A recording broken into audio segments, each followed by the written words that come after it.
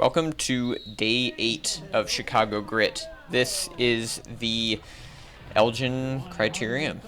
Pretty close to the first day, the West Dundee day, so got to ride my bike to the crit, which is always pretty nice, just on a bike path, too. Starting out in the back again.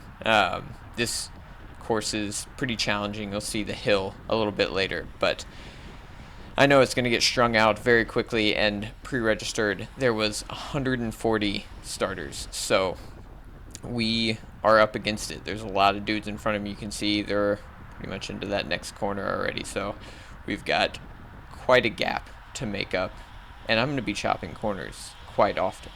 Top two corners here were pretty easy to, you could probably pedal through if it was single file, but the whole race it was just like full gas. And I did actually clip a pedal into that corner one time, but it was only light. Into the most technical feature of the course, most fun feature, this left-right chicane into a downhill. This is probably the most important feature of the entire race, especially last lap. But if you take the left side, inside entering, outside exiting, you can make up a lot of spots, like I did just here. And I'm on the wheel of Brian Gomez of Rainstorm. They've got a bunch of new guys here for this race. They've got Jordan Para, I think, Casanea, Alfredo, and they also have Fergus is still at the race, and possibly, who else? Might be all their guys. But they've got a full squad here. Also represented is Legion of Los Angeles. They've got their full squad. They've got the Blazers team here as well, and the Austin Outlaws. In the leader's jersey coming into this race is Ben Oliver, the Kiwi on Above and Beyond Cancer Cycling. We'll see him a little bit later, but this is one of his teammates, Cody, in the green on the right here. Ooh, no, that's Fount. Yeah, that's Fount. They're also wearing green, but that is the situation coming into the race. I'm making my way up. It's 10 minutes into the race, and I'm sending this first corner pretty hard. Chopping Luke a little bit there. Didn't get all the way past him, but I yelled inside, which is now his trademark of yelling inside on corners, and people just give it to him. It's fantastic. You can see on the right there, Brian Gomez moving up as well. Brian and I moved up on like opposite sides of the field for probably like 20 minutes together, which was pretty funny. We'd like both split apart, and then next corner or two we'd just be in the same spot a little farther up, having moved up in completely different ways, which is super entertaining. The first 30 minutes of this race were super difficult. Like, I was full gas just trying to not get dropped, and there were splits off the front, like we could hear people attacking off the front, which was pretty threatening the whole time, because it took so much energy just to move up.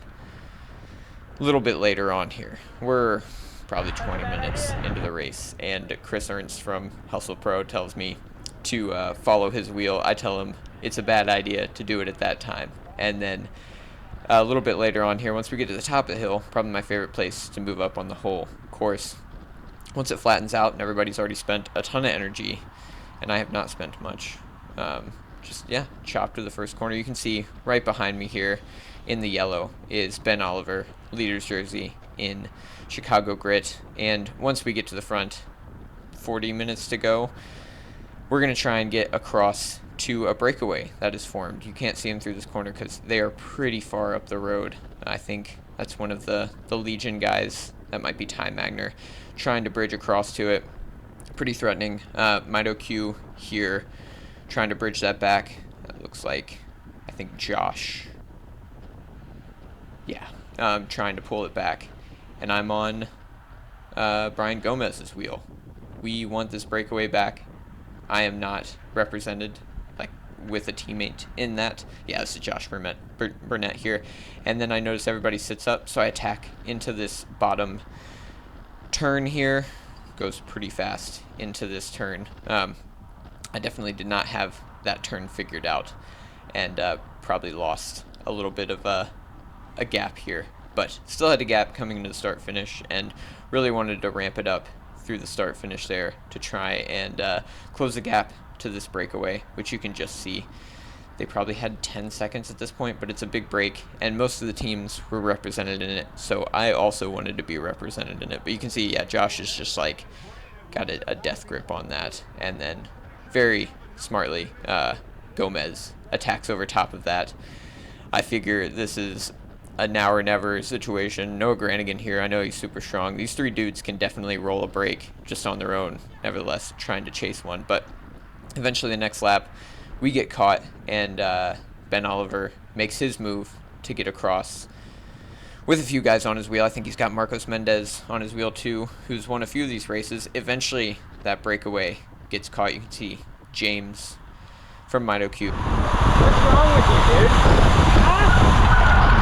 Guys here having a little disagreement about line choice and defending lines with 30 minutes here to go in the race. He bumps James, and It's always you. You're always the problem.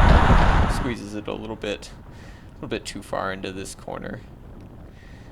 James and I having a little chat. Me too, Will. Me too. I think we all got over it after that point and would continue on with the race. There are every once in a while just like those race incidents where people take more space than maybe you're expecting them to, which it'll happen later in the race too, with my good buddy Wolfgang in the back here, and Alfredo, who I'm going to follow over on the ditch here. Alfredo, when he attacks, it's likely go time. Rainstorm back there most likely is going to let a gap go, and I was expecting this MitoQ guy, I think that's Josh Burnett on the wheel, to let the gap go. He's got two teammates up there, but he kept us on a pretty tight leash, so we were not able to roll that breakaway. I really wanted a breakaway to go here, but on the left you can see Noah Granigan sending a pretty strong attack with a few guys, and then yeah, just one after another dudes would mark it, and then he'd come back. So 10 minutes to go here, less than probably a little over 5 laps to go in the race, and I'm going to jump on Johnny Clark's wheel, the legend. Rainstorm's got their train assembling. I'm on Wolfgang's wheel here too as well, and yeah, we're jumping into the last 6 minutes of the race where it's getting really dicey. Everything is together. On the front, I believe was Miami Blazers at this point. They're just yeah, shredding guys. They've got, looks like Eder Freire up there. Legion also has some riders up on the front, likely Robin Carpenter, Kyle Murphy, and it's starting to get really fast. It's starting to get a little bit sketchy in the back here. You can see Lucas Burgoyne moving up on the inside there, and then 5 minutes to go, I decide right after the chicane to start moving up in that quick downhill corner, and yeah, we're coming through super fast. This is when really you're not going to make up that much more spots, but you could definitely lose a ton, so just defending position as much as possible. I decided to come over the Rainstorm train here, which Danny Summerhill is quickly going to squeeze me out of, as one should when another rider gets into your lead out train, but was able to maintain a little momentum right next to Ty Magner there, and continue into the downhill stretch with pretty much just 2 laps to go in this race. You can see Wolfgang's also trying to get in that train, and on the left there, and Alfredo is being pretty contentious about who's riding next to them. Danny, I think, yelled at him a little bit, and then Danny in this next corner is gonna try and squeeze out Wolfgang from that, which also means that I'm gonna have to get out of Danny's way. So Danny's gonna come through here and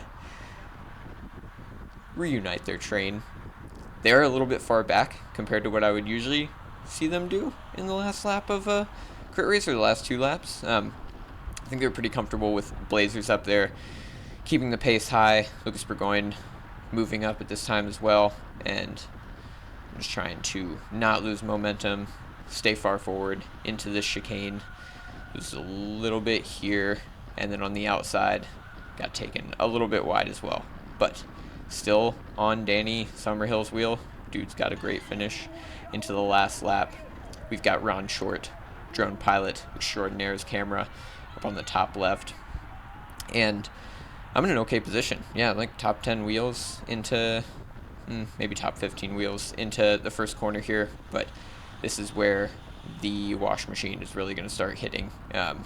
as long as it stays fast. Probably should have moved up a little bit on the left here. I was quite concerned with losing momentum into this top turn. See Tom Chester on the left there, the Australian, rolling a pretty good line, and yeah, I think moving up at a pretty good time. But everybody is pretty fanned out now, going full gas. I think that's Ty Magner on the far right up there. Sprinting for Legion of Los Angeles, Clever Martinez, Ben Oliver into that first turn. All pretty close, and then Tyler Williams gets pinched out here, so I just jumped on his wheel into the downhill, hoping he'd close it down and not sit up, and he did. He sent a few more pedal strokes, and then we were able to catch up through this last corner. Caleb Landgrebe on the outside took a pretty hot route, so I had to move in just a little bit into this last corner, super fast, start pedaling again, and now the sprint uphill, 15 seconds, super hard, hitting it pretty hard. I should have ducked into Caleb's wheel here, but was getting a little bit of momentum here at the end, and he looked back and kicked once again. Ben Oliver with the win, and I think Alfredo in second for the stage of Elgin. Thanks for watching. See ya.